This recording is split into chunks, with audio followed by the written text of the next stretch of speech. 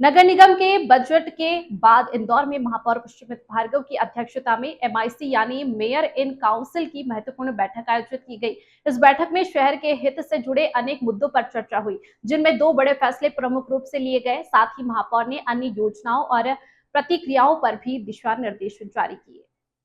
इंदौर नगर निगम की mayor in council बैठक में सबसे अहम निर्णय लिया गया। पश्चिमी रिंग रोड के अधूरे पड़े हिस्से को नए स्वरूप में विकसित करने को कहा। यह सड़क चंदन नगर चौराहा, जिसे अब चंद्रशेखर आजाद चौराहा कहा जाता है, से एयरपोर्ट तक जुड़ेगी। वर्षों से लंबित इस प्रोजेक्ट को अब मंजूरी दे दी गई है और टेंडर प्रक्रिया भी आरंभ होगी। महापौर ने इसे शहर के लिए बड़ा कदम बताया। दूसरा बड़ा निर्णय लिया गया नर्मदा जल परियोजना के चौथे चरण के अंतर्गत 900 एमएलडी पानी लाने को लेकर। इसके तहत शहर के भीतर नई टंकियों और पाइपलाइनों का निर्माण प्रस्तावित है, जिससे इंदौर को 2040 तक निर्बाध जल आपूर्ति सुनिश्चित की जा सके। इसके दो प्रमुख पैकेज, तीसरा और चौथा, 900 करोड़ से अधिक लागत वाले हैं, जिनके टेंडर आमंत्रित करने की अनुमति बैठक में दी गई है। इसके अलावा नगर निगम की लीज से जुड़ी लंबित फाइलों को तय समय में निपटाने, बिल्डिंग परमिशन में आ रही शिकायतों की जांच और दोषी पाए गए कंसल्टेंट पर कार्रवाई के निर्देश भी बैठक में दिए गए। ऐतिहासिक बजट के बाद इंदौर नगर निगम की महत्वपूर्ण एमआईसी की बैठक आज आयोजित हुई,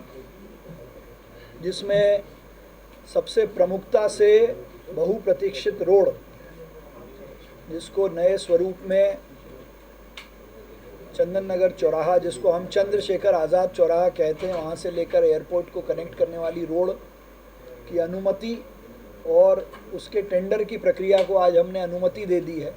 तो वर्षों से रुका हुआ पश्चिमी रिंग रोड नए स्वरूप में पूरा होगा, ये संकल्प हमने लिया भी था और इसको पूरा करने की प्रक्रिया भी आज एमआईसी से अनुमोदित हो गई है। साथ ही नर्मदा जी के चौथे चरण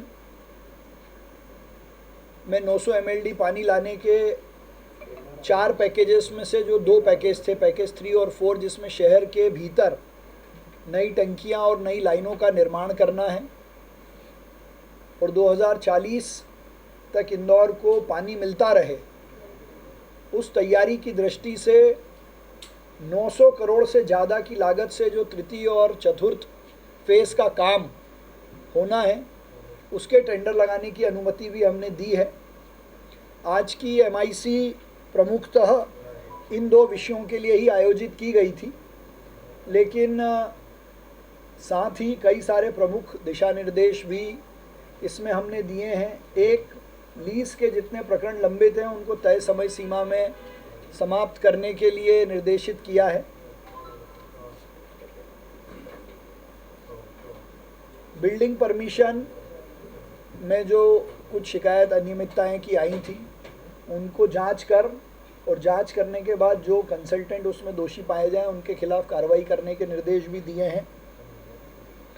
एक महत्वपूर्ण काम फायर की दृष्टि से, जो कि अपने आप में अनुकरणीय और उदाहरण के स्वरूप में है,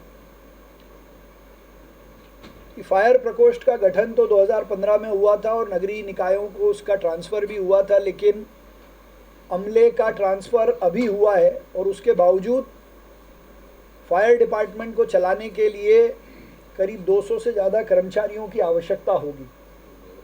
तो उन 200 कर्मचारियों की भर्ती करना, उनकी लिस्टिंग करना और व्यापम के माध्यम से तुरंत उनकी भर्ती हो, इसकी अनुमति भी दी है, ताकि बहुत जल्द नगर निगम को अपना बड़ा फायर का अमला मिले। लेकिन ये टेक्निकल काम है, चाहे वो फायर का हो या ट्रैफिक का हो, इसलिए विशेष रूप से इन सब चीज़ों में ठीक से सलाह मिले, इसलिए संविदा पर ट्रैफिक इंजीनियर और एक फायर कंसल्टेंट की नियुक्ति भी नगर निगम बहुत जल्दी करने वाला है।